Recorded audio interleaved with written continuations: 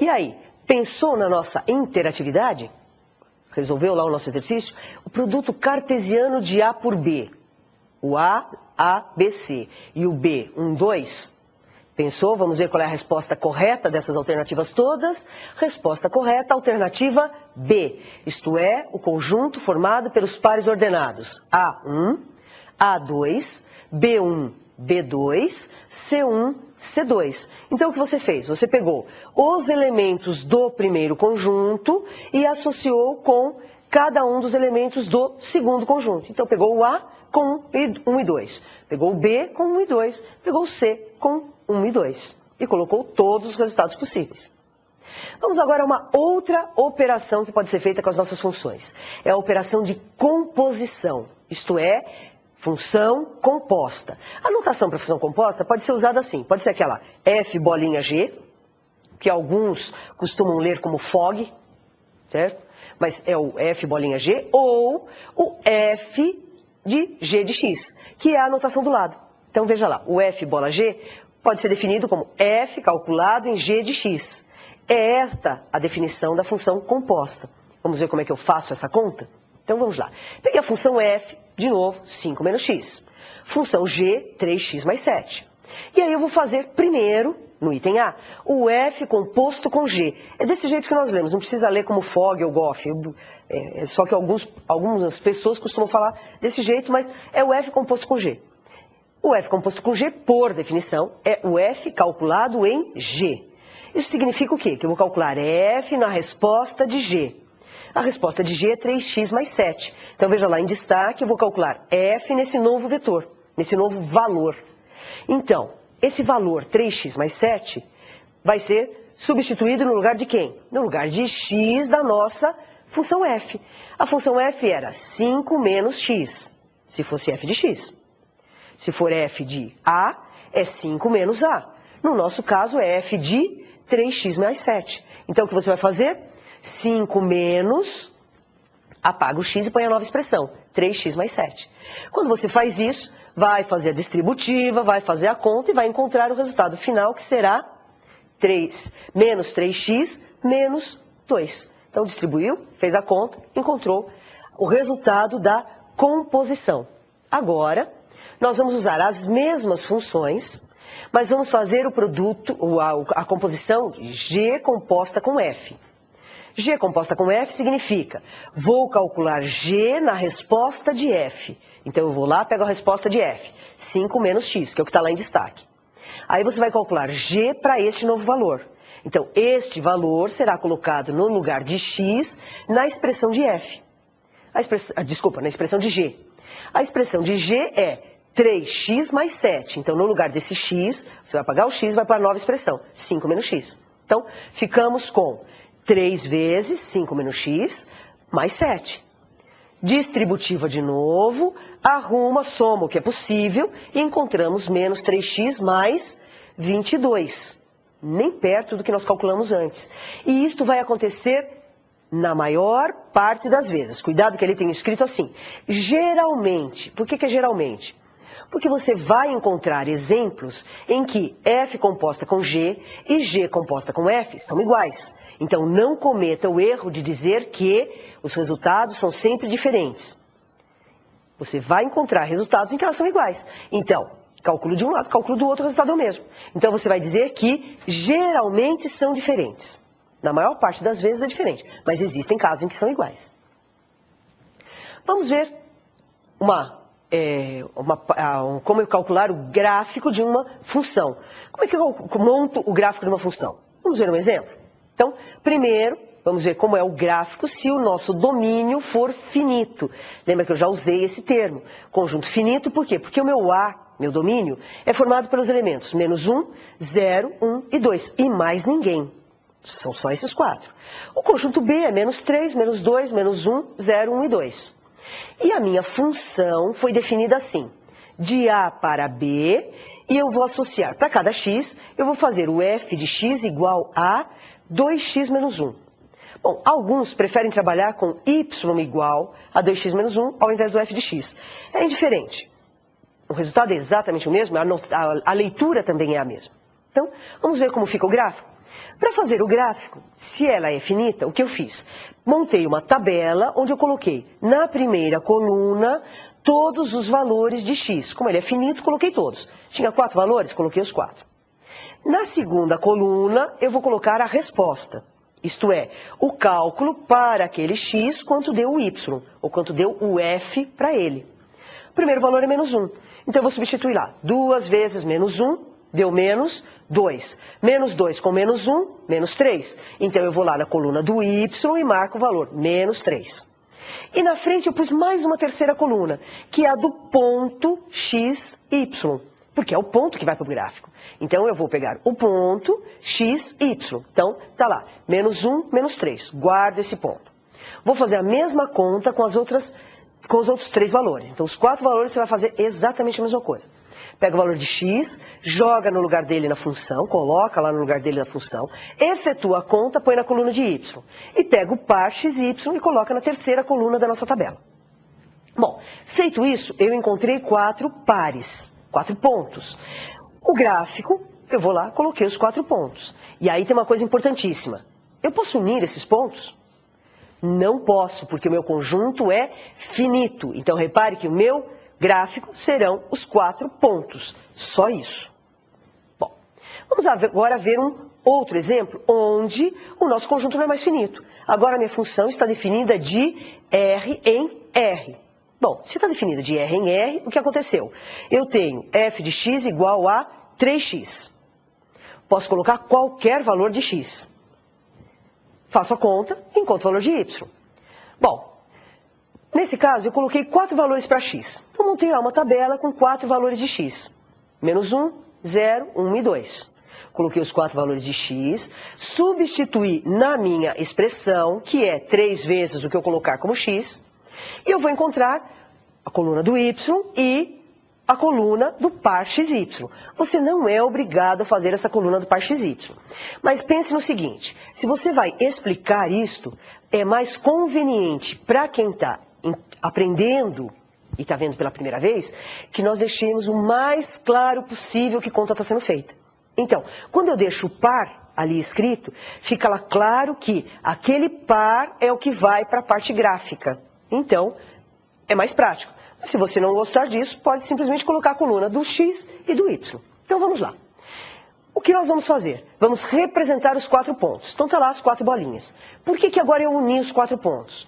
Porque agora o meu conjunto não é mais finito, o meu conjunto é real. Isto é, entre o x igual a menos 1 e o x igual a 0, eu tenho infinitos valores que podem ser colocados. Eu não vou fazer a conta para eles, mas eu sei que eu posso colocar. Então eu vou unir os dois extremos e eu tenho todos os resultados intermediários. Eu faço isso com todos, então eu vou ter como gráfico a linha toda. Aí aproveitei, já que está o gráfico pronto da função, e representei o domínio e a imagem. Nesse caso, o domínio é todo o eixo x e a imagem é todo o eixo y. Portanto, a nossa reta continua para cima e para baixo. Vamos ver um terceiro exemplo? Então vamos lá. De novo, a nossa função é de R em R. A nossa função agora é x ao cubo. F de x igual a x ao cubo ou y igual a x ao cubo. De novo, vou montar uma tabela com valores. Agora, eu fiz a opção por outros valores. Então eu coloquei menos 2, menos 1, 0, 1 e 2. Aqui é importante assim. O gráfico pode ser feito qualquer função, eu posso fazer o gráfico por tabela de pontos. Depois, você pode até arrumar uma maneira mais prática para fazer, diminuir a quantidade de pontos, ou tem algum outro procedimento para fazer. Mas lembre-se sempre que é sempre possível fazer por tabela de pontos. Quanto mais pontos eu colocar nessa tabela, mais correto vai sair meu gráfico, mais perfeito vai sair meu traçado. Nesse caso, eu coloquei 5 pontos. Então vamos lá.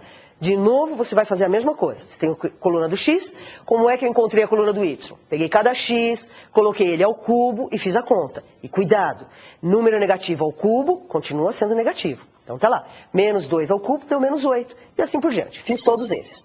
Você deve fazer essas contas com calma para verificar se entendeu muito bem o que está sendo colocado. Aí, colocamos os pontos. Tá bom, então eu vou colocar os 5 pontos no meu desenho. No meu plano cartesiano. Coloquei os 5 pontos. Eu posso unir por reta? Não posso, porque os pontos não estão alinhados. No exemplo anterior, eu podia unir por reta, porque os pontos estavam todos alinhados. Agora não estão. Então eu não vou unir por pedacinhos de reta, eu vou unir por uma curva suave. Então foi o que nós fizemos. Eu uni por uma curva suave e aí eu tenho o desenho fazendo o trajeto lá da minha função. Lembrando sempre que continua para um lado e para o outro. Vamos agora ver algumas características a mais a respeito da nossa função. Uma função eu vou chamar de bijetora quando? Quando ela for ao mesmo tempo injetora e sobrejetora. Ah, ótimo, eu não sei o que é injetora e o que é sobrejetora, não junto nada. Então vamos ver o que é ser injetora e o que é ser sobrejetora. Então, ela vai ser bijetora se for as duas coisas. Aí vamos ver. Ser injetora, o que é? Ser injetora é assim. Pensa sempre como? Para ser injetora, significa que, se eu pegar dois valores de x diferentes, a imagem deles tem que ser diferente. É isso que está escrito ali. x1 e x2 são pontos do domínio. Peguei dois valores do domínio. A resposta deles, o f para eles, devem ser valores diferentes. Aí a minha função é injetora. Do contrário, não é injetora. E para ser sobrejetora? Para ser sobrejetora é aquela história. Lembra que eu falei que a função pode ser, a minha expressão podia ser uma função e podia sobrar elementos em B. Para ser sobrejetora não pode sobrar. Isto é, a imagem e o contradomínio devem ser iguais. Essa é a definição de injetora e sobrejetora. Então, quando as duas condições estiverem satisfeitas, eu tenho uma função que é bijetora. Vamos ver um exemplo? Pegue a função de R em R, definida por f de x igual a x² mais 2x. Vamos ver graficamente como é que eu defino essa história de injetora e sobrejetora? Então vamos lá. Fiz o gráfico do x² mais 2x. De que jeito? Pela tabela de pontos. Então fui lá, fiz o gráfico. Quando eu montei a tabela de pontos, eu já percebi um detalhe. Veja aquilo que está lá na tabela em destaque. Eu tenho dois valores de x, o menos 2 e o 0, que tem a mesma resposta. Os dois deram 0. Olhe graficamente o que significa isso. Eu fiz o desenho. Aí eu tenho, para o mesmo y, eu tenho dois valores de x. Isso acontece no eixo x e em qualquer outro ponto que vocês tracem. Está vendo aquela reta que está tracejada? Se você traçar uma reta paralela ao eixo x e ela cortar o seu gráfico mais de uma vez, a função não é injetora, porque tem aquela história, são dois valores de x com a mesma imagem, com a mesma resposta. Então, este exemplo é um exemplo de que uma função que não é injetora, certo? E ela também não é sobrejetora, por quê? Eu disse que ela era definida de R em R, mas a minha imagem não é real. Eu olho o meu desenho começa ali no menos 1 em y para cima, não tem ninguém para baixo dele, não tem desenho aqui para baixo. Então, o que significa? Que o contradomínio também não coincide com a imagem do menos 1 para cima, e o contradomínio era todo real. Então, ela não é injetora, não é sobrejetora. Vamos ver um segundo exemplo. Nessa função, eu pego também de real em real, e a minha função é menos x mais 1. Bom, menos x mais 1, vou montar o gráfico, dar uma reta, está lá, minha reta. Montei a tabela de pontos, você vai montar a tabela de pontos com os pontos que você quiser, quantos pontos você quiser e com os pontos que você quiser, escolhe o x e faz a conta. Eu montei, uni os pontos e aí eu comecei a traçar retas paralelas ao eixo x. Quantas vezes ela corta a minha reta? Só uma vez. Então a minha função é injetora. Ela é sobrejetora também? Então, por que ela é sobrejetora? Porque a imagem é o próprio contradomínio, é tudo real. Eu continuo e ela vai dar... Continua lá para menos infinito, para mais infinito, e eu continuo colocando valores. Então, esse é um exemplo de uma função que é injetora, sobrejetora, portanto, ela é bijetora. Então, algebricamente, como é que eu faço isso? Nós fizemos olhando no gráfico, mas eu vou ter que fazer o gráfico toda vez? Não, vamos ver algebricamente. A nossa função era menos x mais 1. Então, vamos ver. Calculo, eu quero saber se ela é injetora, certo? Então, como é que eu vou fazer? Sobrejetora foi fácil. E a injetora? Eu posso observar pelas retas, mas também posso fazer algebricamente. O que é algebricamente? Eu vou pegar um valor, posso chamar de x1 e x2, ou de a e b. A e b fica mais prático. Então, o que nós vamos fazer? Peguei o a, peguei o b, diferentes, calculei o f de a e o f de b. Então, fui lá, fiz o a, fiz o b. Aí eu vou igualar os dois, certo? Ou eu vou colocar os dois lá, um diferente do outro. O que acontece? Como A e B são diferentes, quando eu multiplico por menos 1 dos dois lados, continua sendo diferente. Quando eu somo um dos dois lados, continua sendo diferente. Então, o que eu fiz? Eu saí de dois valores diferentes do meu domínio e cheguei em duas respostas diferentes. Então, algebricamente, é desse jeito que você vai verificar se a função é injetora. Conclusão, a nossa função é injetora, portanto, é bijetora. Vamos a uma outra característica da função que nós precisamos, a função inversa. A nossa função inversa tem como notação o f a menos 1. Bom, como é que eu defino essa função inversa? É uma função de modo que, se eu fizer a composição da f com essa f a menos 1, o resultado dá a função identidade, aquela que pega o x e leva no próprio x. X, não leva em outro lugar, leva no próprio x. Bom, vamos ver um exemplo de como calcular esta função inversa? Vamos lá, exemplo 1. Como é que eu vou fazer para calcular isso? Peguei uma função de r em r. A minha função é y igual a x sobre 2. O que eu vou fazer? Eu vou seguir alguns passos para determinar a inversa. Primeiro, eu vou isolar o x, não o y. Eu vou isolar o x. Isolando o x, eu fico com a expressão x igual a 2y. Troco o x e o y de posição. Troco, simplesmente inverto a posição. Eu fico com y igual a 2x. Esta é a expressão para a minha função inversa. Então, para encontrar a função inversa, o que eu vou fazer?